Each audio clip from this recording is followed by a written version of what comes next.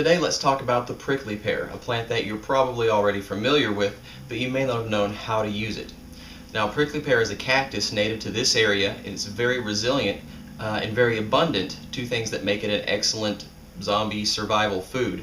It's also very easy to propagate, which we'll talk about, and it's nutritious too. As far as medicinally, I have read that its juice, that it can be used similar to aloe vera for burns. So, let's go out and harvest some prickly pear. Here we have a prickly pear just at the edge of some woods, so I guess it gets enough sunlight here.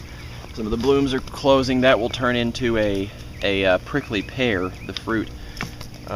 Here's some more. And they're very easy to identify. Large flat pads with the needles sticking out. Hey, now you can see this one doesn't have too many of the big needles sticking up, but it's not actually the big needles that you really need to worry about. They'll give you a little jab. It's the tiny glochids. That's what these little hairs are. This isn't focusing close up, but it's the little tiny hairs. They look like fuzz. Where the big needles would come out, those glochids, that's what really sticks in you and is hard to get out. Now you'd want tongs, ideally, tongs to grab this and just gently twist it off. But I'm going to try to be careful, and I'm sure I'll get some glochids in me anyway. You can grab it if you're careful between the little needles. And this is a little harder to do one-handed. I've got my assistant on the camera now, and my knife here. This is a really dull knife. Okay, one pad. I wonder if I could get it out. That's bigger, thicker anyway. Since we're not in an emergency, I don't really have motivation to get a lot of the smaller ones, so I think I'll keep going and look for a little larger one. Okay, here we found another prickly pear spot I knew of in the woods here, and see how these pads are very small, they're slender, they're not thick. We probably could gather these if we needed to and try our best to knock off and singe off the needles and the glochids and then cook them whole if we had to, but since we're not in an emergency situation now, I'm not even going to mess with that at all, because there's very little here for the amount of work that I would have to put in. So let's go on to someplace more sunny. Okay, here we have more prickly pears with that big, easily identifiable flat pad, needles.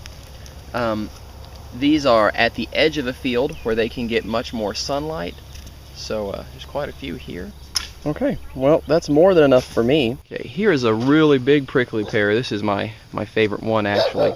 And this one does have the pears on them. They're not quite ready, almost ready. But this is right beside a road. I can't take this one, but I have taken the pads to propagate some on my own. And prickly pears are the easiest thing in the world to propagate if you want to put some in your garden or a secret survival garden for the zombie apocalypse. Just take one of these pads and just set it on the ground and then walk away. That's all you have to do. In fact, they're so easy to propagate that when a farmer or a rancher goes over a field with a brush hog, if they hit some prickly pears, then pretty soon they have a whole new patch of prickly pears, because everywhere a chunk lands, it grows into a whole new plant. Okay, I found a prickly pear, so I could go in that overgrown field and probably find some more. And look here right at the edge, if you can see there's some more growing back in there, so that would be a good place to look. Here's one of the big pads I took from the side of the road back there with permission. See, it's about the size of my hand. Here are two I put down a while ago. See, this one is starting to grow a new pad off of it, so it's got roots down there, and this one has two big Mickey Mouse ears, and it's going real well, and all I did was set it on the ground. Now, all you have to do is lay them down, but you can see that I scraped away the grass just so they would be touching the dirt.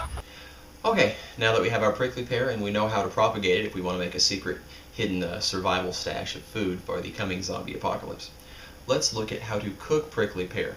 Now, prickly pear tastes fine, and here's some things I've learned. I've cooked it a few times. The longer you cook it, the less juicy it is, which depending on your preference could be a good or bad thing. The inside of the prickly pear is kind of slimy. It's not a bad taste. The texture is just not something that we would be accustomed to in the typical Western diet. So I usually cook mine a little longer. You can eat it raw once you get rid of the glockids and the spines. And you can take the outer skin all the way off, or you can leave the outer skin and just add some fiber. Cook it by itself, excellent with some soy sauce or some steak sauce, and it would be great in fajitas. You know, everybody seems to have their own ideas about the parts of a prickly pear. Some people say that the pad is the leaf. Some people say that these little green things sticking out are the true leaves, that they fall off as the plant grows its thorns. Some people say that the thorns are highly modified leaves.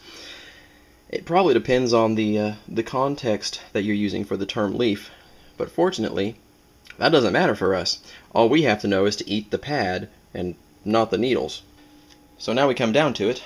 What do we do with all the pokey bits? Well, it's said that you can burn them off. I tried this once before, but I made the mistake of washing them off first.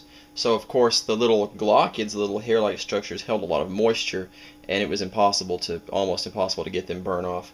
So this time I haven't washed them first, and I'm going to go over it with the lighter and see if that helps to burn off the glockids. Now you can wear gloves, but if you wear gloves, you're going to get the little needles in the gloves, and then anything you touch, you're going to distribute those around, and when you touch the outside of the gloves next time you use them, you'll get them in use. So tongs are best. I just don't have any tongs. So here we go. Hey there, I forgot to tell you about the nutrition.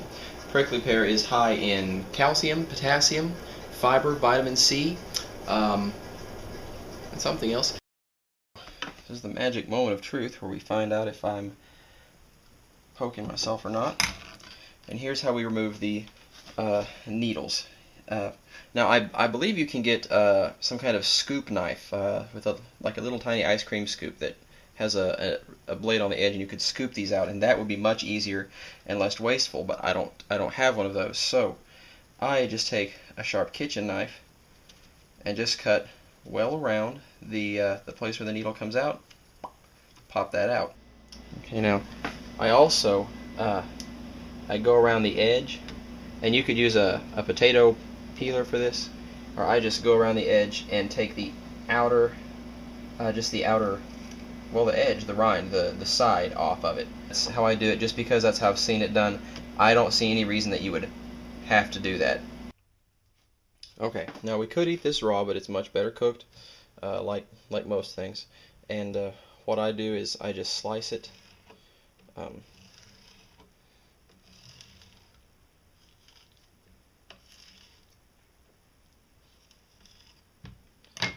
And I'm going to put it in here just like that. I only chopped up 3 of the pads because that's going to be plenty for me.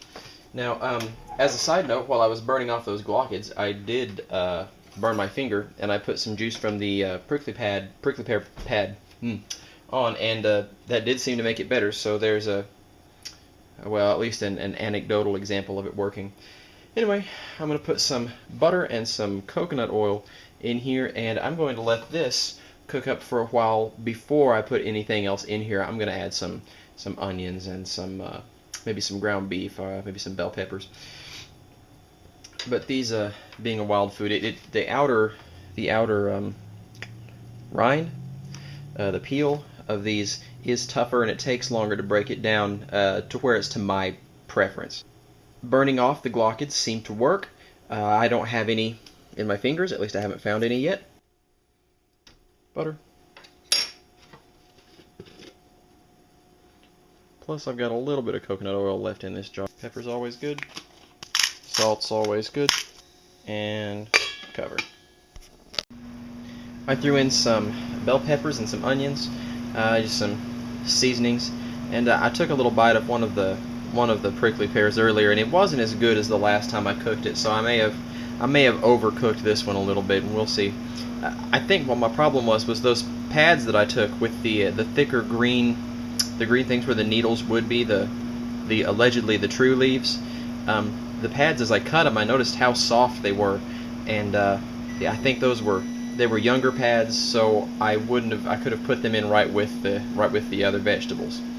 So older pads probably cook longer, but the younger ones, they probably don't need it.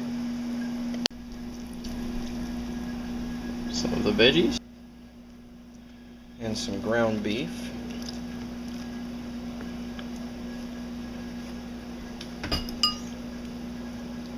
Okay, let's give this a taste. I went back and added a little more coconut oil because I didn't think I had enough in there, and I poured too much in, so it's got a lot of oil in here, so I'm a little afraid that I've messed it up. Now let me find a prickly pear.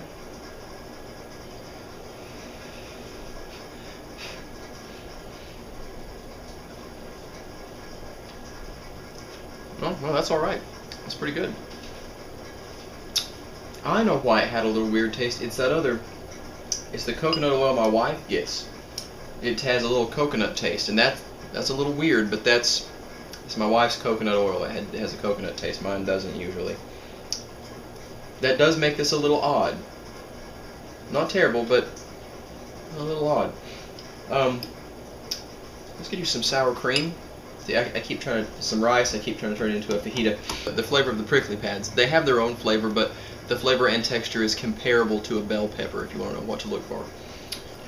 Okay, I'm going to go sit on the couch and eat this while I watch some TV. So until next time, see you.